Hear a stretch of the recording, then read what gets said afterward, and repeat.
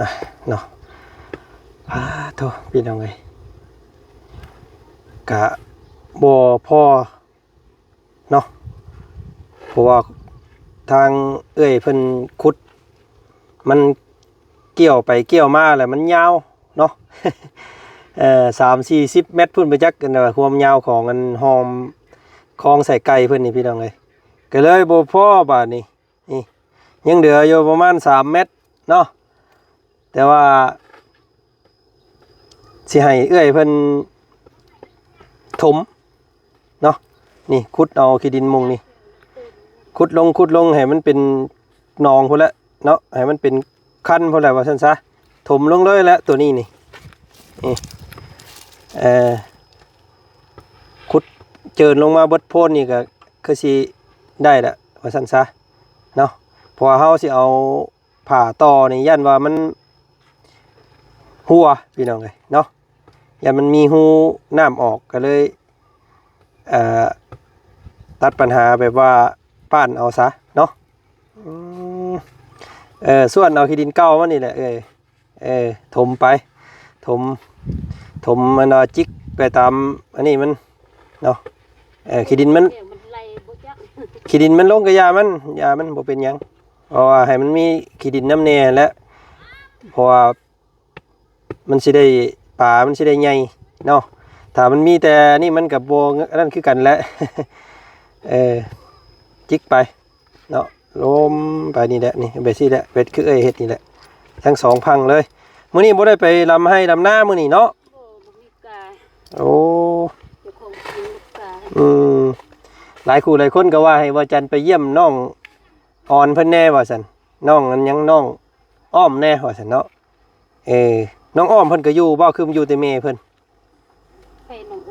น้องอ้อมพูดลูกสาวแล้วนะลูกสาวกกแล้วนะแต่ว่าเห็นอยู่บ่ลูกสาวแล้วมี3 คนมีลูกผู้ใหญ่ผู้หนึงน้องอยู่ลูกชายเพิ่นแล้วก็ผู้ชายผู้หนึงนี่เป็นไปเฮ็ดเวียกแล้วน้องอ้อมเนาะเพราะว่ายังลูกชายเพิ่นก็เห็นลูกชายผู้ใหญ่นั่นบ่มันสิมีผู้หญิง2-3 คนแล้วก็ผู้ชายยันน้องอ้อมเนี่ยยันไปอันว่าเฮ็ดเวียกแล้วตำเบิงเนาะยันไปไทยเพิ่นไปจักพี่น้องเลยคือว่าเห็นเพิ่นลงเฟซรอบก่อนน่ะคือว่าอยู่ไทยก็เลยว่าบ่ได้เข้าไปเยี่ยมเป็นน้องบ่ล่ะฮะว่าซื้อโต่งเป็นน้องเพิ่นบ่เวียดนามสิมีน้องชายแล้วนำอันผู้ใดสวัสดีลูกน้อยแม่แล้วนั่นบ่แม่ที่น้าสาวเพิ่นบ่นี่แหละถมไปติดไปเอาเนาะน้องเบิ่งพี่น้องเลยกะเนาะบ่เคยเฮ็ดจักเทื่อน้องเอ้ยเนาะว่าจันเคยให้อันเจ้าของเก่าที่เพิ่นอยู่ตะกี้นั่นแหละเฮ็ดอยู่บนน่ะก็ได้อยู่ป่าเนาะป่าดุกตัวอันนี้เดี๋ยวสิซื้อปลาดุกมาให้กับปลานิ่นแต่ว่ามันสิบ่ทนน้ำมันว่าอันนี้แหละพอมันได้ปีนึงนี่มันก็สิกรอบผ่ายางนี่มันต้องให้น้ำเต็มตลอดแล้วว่าซั่นซะเขาว่าน้ำบ่เต็มนี่มันก็สิเฮ็ดให้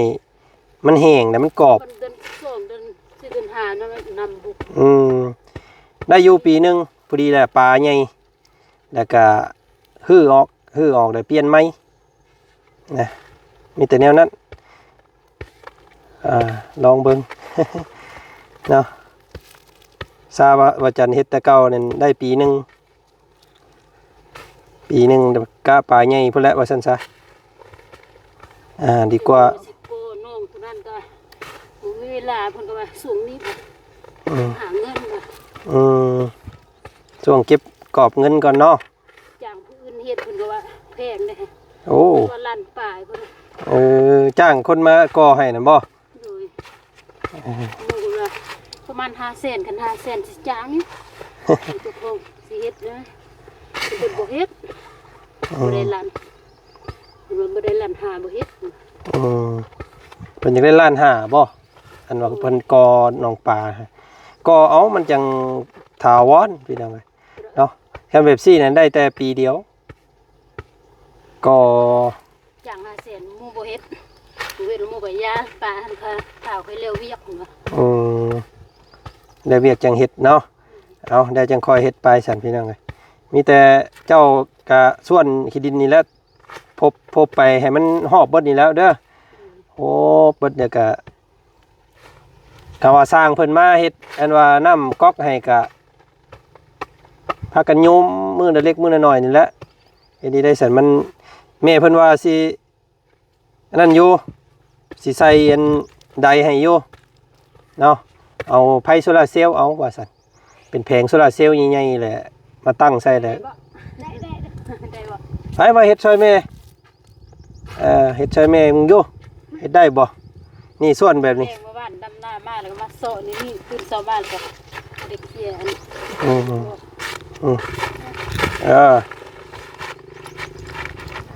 บ่ให้อันหมู่เจ้าลงเด้อทำให้หมู่เหยียบเนี่ยมันสอดแล้วมันน้ำหัวนะนี่เปิ้มาฮอดพี่รถเปิ้มานักเละไอ้นี่บ่อยู่ คำหมอไอ้กกเพิ่นอยู่ใครอยู่เนาะ สวยเมฆขุดก็อยู่ โตไปนี่แหละแปลงเอา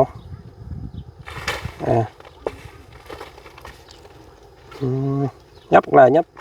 แม่เจ้าเฮ็ด ต้นปลา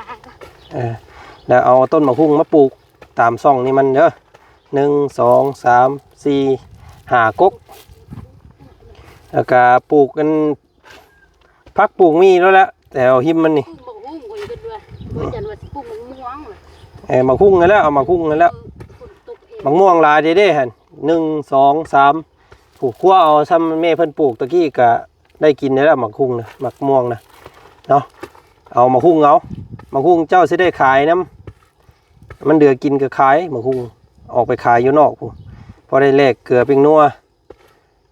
มากระแตบนี่ก็2เบิ่ง2มันบาทเดือน4เดือน5นี่ป้าซ้ำสิกินนี่พี่น้องเอ้ยเนาะทบไปลองเบิ่งเนาะเอ้ยเพิ่นถมตามขอบเพิ่นก่อนจักสิออกมากออกผลให้เอ้ยเพิ่นดีกว่าเนาะลองเลี้ยงเบิ่งแล้วแม่เพิ่นว่าอยากเอาผักตบมาใส่ไปเลยผักตบผักกันที่นั่นน่ะมาทิ่มใส่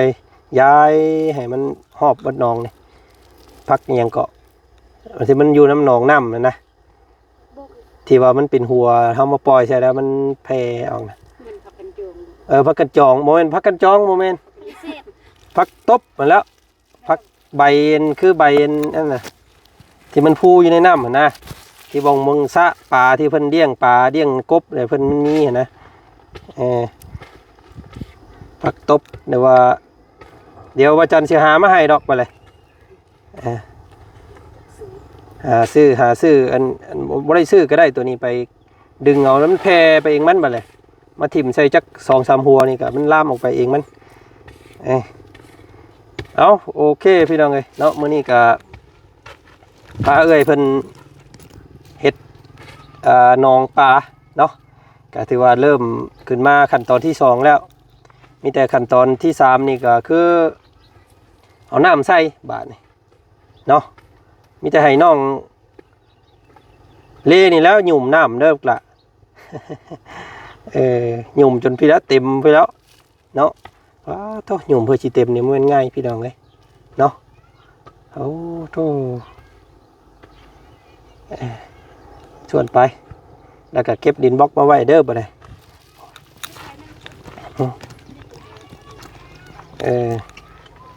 เอาคอยเฮ็ดไปเอ้ยเนาะโธ่พี่น้องเลยปูปลากับปล่อยเพิ่ง2ถุงตัวนี้พอแล้วตัวนี้มีแต่เอายังเกลือไว้นี่เล็กน้อยบ่ลงนี่ก็ถือว่าใหญ่แล้วนี่เด็กพี่น้องเลยหยุบอยู่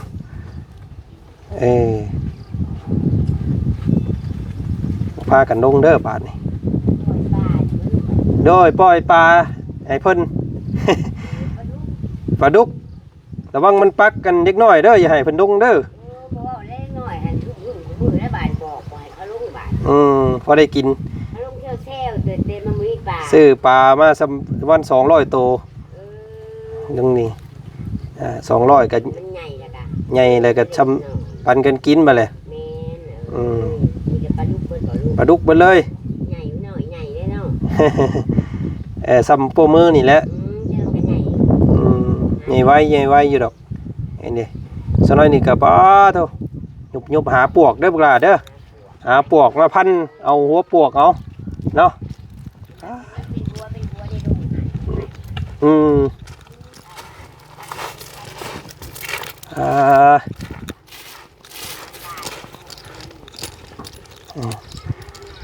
หัวอาหารนี่มันอยากข้าวป่าเอาเกลือหัวอาหารมันอยากข้าวเนาะมันหมิ่นมีแต่เลี้ยงแบบว่าธรรมชาติเนาะ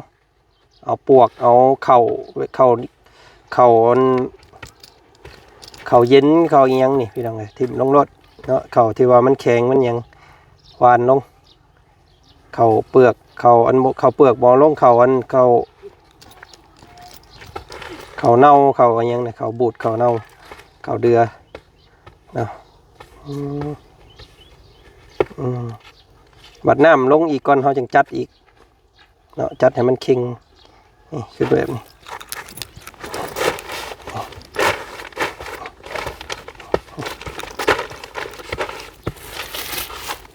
เอาไว้พี่น้องไอ้ฮ้อนเนาะ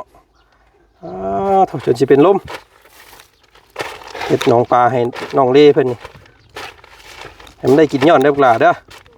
เอาบ่าวสิมาขอกินน้ำมาเลยเหลือกินกะขายพี่น้องเนาะคะแนนมันได้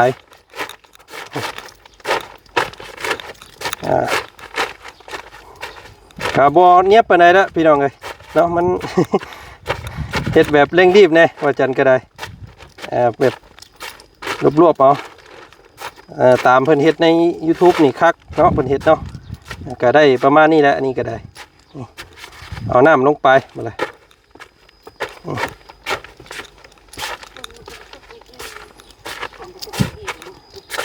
ทำฝนตกแห้งๆนี่ก็คืนหนึ่งนี่ก็อยากเต็มดอกนี่มีแต่จิกให้น้ำมันบ่ให้น้ำมันสุอันนี้ลงนี่ละเฮ็ดที่ไหนก็ได้เวลาน้ำมาแล้วให้มันลงพืช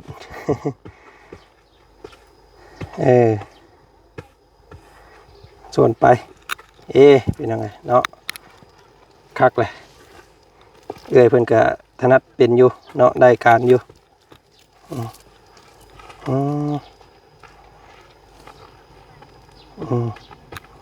ส่วนแล้วก็ตบไปอ๊บคนเอาดินจี้ขึ้นลูกละเอาไปป้าบงเก่าพูตัวที่แม่เจ้านั่นบ่ต้องพากันลงเด้ออย่าพากันลงไปเหยียบได้มันขาดได้เอาเท่าละอันเอา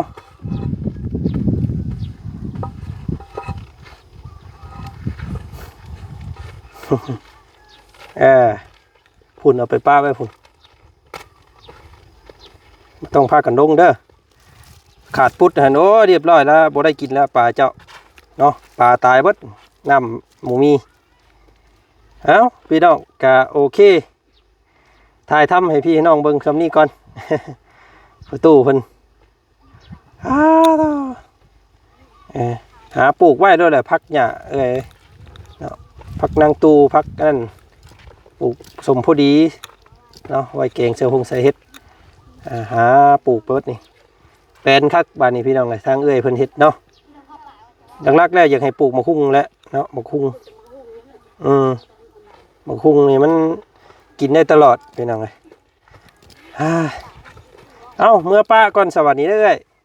อพุ่นละเอาให้มันหอบเบิดพุ่นละน้ำในมีแล้วเราว่าจันสิเอาปลามาปล่อยให้เนาะติดตามเบิ่งน้ำกันพี่น้องเลยเป็นนี่ใดกะสิโทรให้สร้างเพิ่นมาแปลงน้ำให้ก่อน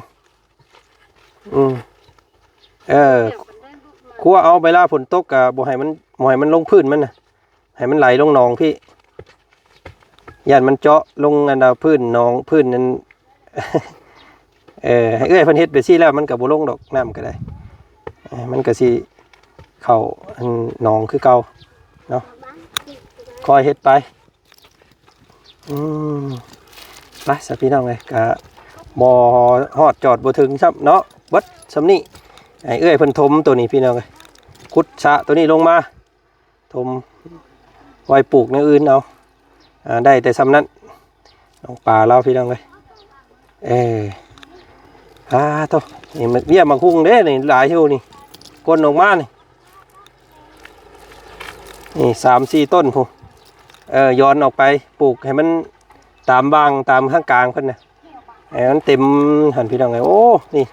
มีแต่เบี้ยงามๆได้แล้วนี่1 2 3 4 5พอดีเลย5ก๊กก้นออกไปปลูกเด้อเด้อเมื่อป้าก้อนบาทนี่พี่น้องเลยเนาะผลกระสิมาแล้วเบิ่งเฮือนซอยแม่ได้ลูกเด้อไก่กับผูกป้าพี่น้องไก่เรา